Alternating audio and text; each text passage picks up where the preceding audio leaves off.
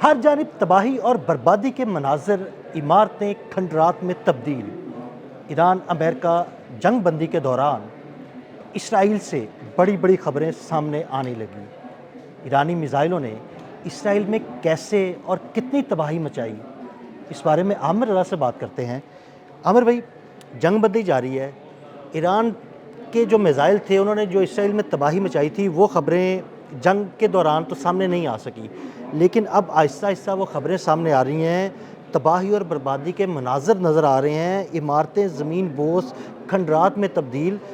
क्या सूरत हाल है वहाँ पे? देखिए, पहली बात तो यह है कि इसराइल का जो मेन उसकी आप समझे कि उसकी आमदन है वो कंपनीज़ हैं जो कि यहूदियों के ज़ेर असर काम करती हैं।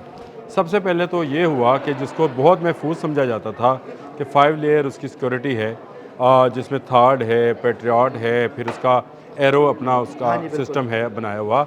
ये तमाम वो सिस्टम्स हैं जिनमें से कोई मिसाइल निकल कर नहीं जाएगा।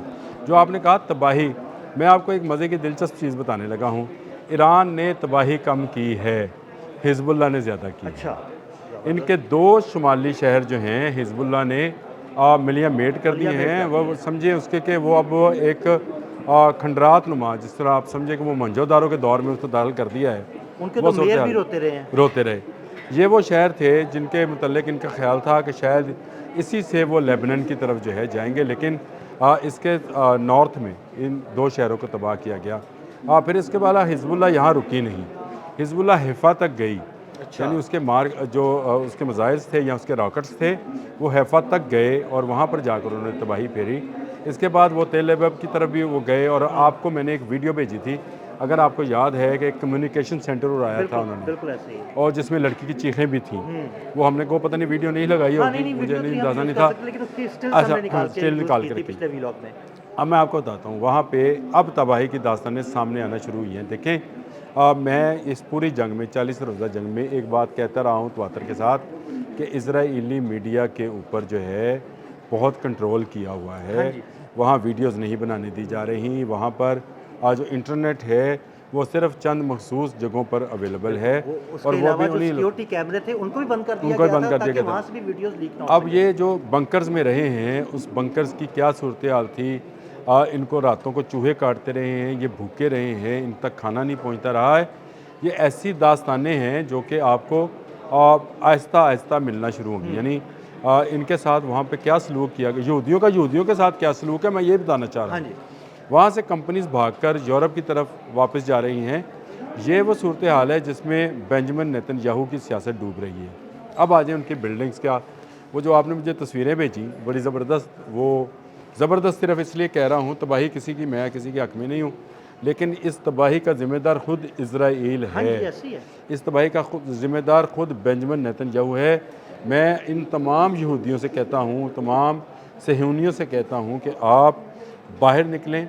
आप जिस तरह से मुजाहरे कर रहे हैं इसको और बढ़ाएं ताकि दुनिया में अमन आए। ये एक बंदा जिस तरह से पूरा हिंदुस्तान जो है उसको मुदियाना सोच का हामिल करार दिया जा रहा है, इसी तरह आपको नेतन्याहू की सोच का करार दिया जा रहा है, और दुनिया में यहूदियों के मुतल्लिक नफ़रत जो है उसमें इजाफा हो रहा है, कमी नहीं आ रही है।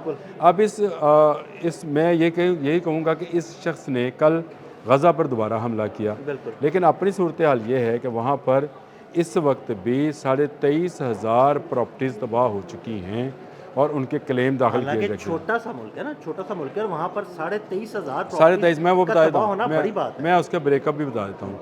इनमें 9,000 तो 1,000 तो तकरीबन वो बिल्डिंग्स हैं जो कि रिहायशी अपार्टमेंट्स हैं जिनमें मल्टी स्टोरीज बिल्डिंग बनती है।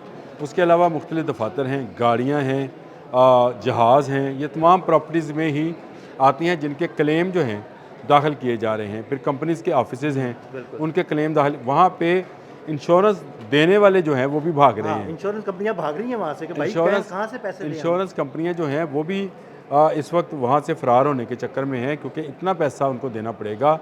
जितनी यहूदी कंपनीज हो जाएंगी इंश्योरेंस कंपनियाँ।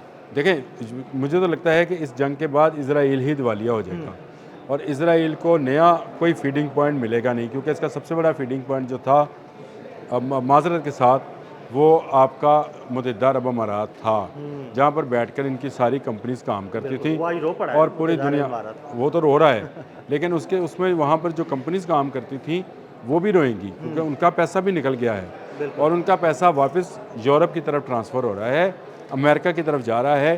खुद जो इसराइल में उसकी आमदन आया करती थी वो रुक रही है। तो ये एक ऐसी सूरत हाल है जिसमें आपको एक बड़े पैमाने पर तबाही जो है नज़र आती है। उनकी गाड़ियाँ तबाह हो चुकी, उनकी बिल्डिंग्स तबाह हो चुकी, और सबसे बड़ा जो तबाही का निशान है, उनका अपनी गवर्नमेंट की सिक्योरिटी पर इतमाद उठ गया है, यानी वो भी तबाह हो गया है, क्योंकि वो ये समझते थे कि 5 लेयर्स का आयरन डूम हमने बना रखा है, तो इस तक कोई मिसाइल, कोई रॉकेट, कोई ड्रोन नहीं आएगा।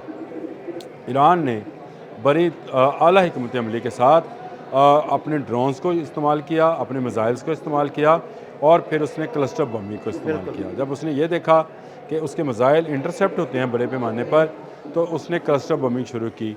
जब क्लस्टर बमिंग शुरू की तो ये भागकर अब कौम मुत्तहिदा में गए कि जी ये तो बैन है। उसने कहा जी अगर बैन है तो ये भी साइन कर दे, मैं भी साइन कर देता हूँ। ना इसराइल ने साइन किया, ना अमेरिका ने साइन किया, ना ईरान साइन करेगा। उसके बाद ये क्लस्टर बमिंग को नहीं रोक पाए। ये इनका सबसे बड़ा जो आप इसको फॉल्ट समझें या जो भी इसको समझें, ये एक मिसाइल को इंटरसेप्ट करने के लिए लाखों डॉलर का इंटरसेप्टर इस्तेमाल करते रहे, लेकिन वो क्लस्टर बमिंग की सूरत में वो जब फटता था तो उसमें से और मज़ीद सैकड़ों छोटे छोटे 1.5 2 फुट के गोले निकलते थे, और वो जिस जगह गिरते थे उसको जलाकर खाकस्तर करते चले जा रहे थे। ये है वो तबाही की दास्तान जो इसराइल आज के दिन तक छुपा रहा है। आपने वो खैर मुझे वो चीज़ें पता नहीं कहाँ से ढूंढ कर भेज दी जिनमें ये सारी चीज़ें शामिल थी। आमिर भाई, अभी कुछ इलाकों की तफसीलात सामने आई हैं, अभी मजीद इलाकों की तफसीलात देखें, आई हैं सामने। ये है दूर दराज इलाकों में। देखें, जो दमूना में इनकी तबाही हुई है, ये अगर उसको सामने लेकर आएंगे तो इसमें तो 2-3 एक चीज़ें जो हैं इनकी भी पकड़ी जाएंगी कि दमूना में ये न्यूक्लियर वारहेड बनाते हैं। ऐसा ही है। इनका जो एटमी रिएक्टर है वो न्यूक्लियर, अगर ये दमूना साइट को इंटरनेशनल बॉडीज़ के लिए खोल दें तो कल ही पता चल जाएगा कि इसराइल जो है उसकी क्या पावर है। लेकिन ईरान ने वहाँ तक अपना मिसाइल पहुँचाकर इनको ये बता दिया कि आपका अगर मेरा एटमी रिएक्टर जो है वो महफूज नहीं है, तो आपका भी महफूज नहीं है, इसराइल का भी महफूज नहीं है। इसके बाद ये एटमी रिएक्टर से नहीं तो ये नंतस में जा रहे थे, इस्फहान में जा रहे थे, फरोदो में जा रहे थे, ये तमाम जगहों पर हमला करना चाह रहे थे।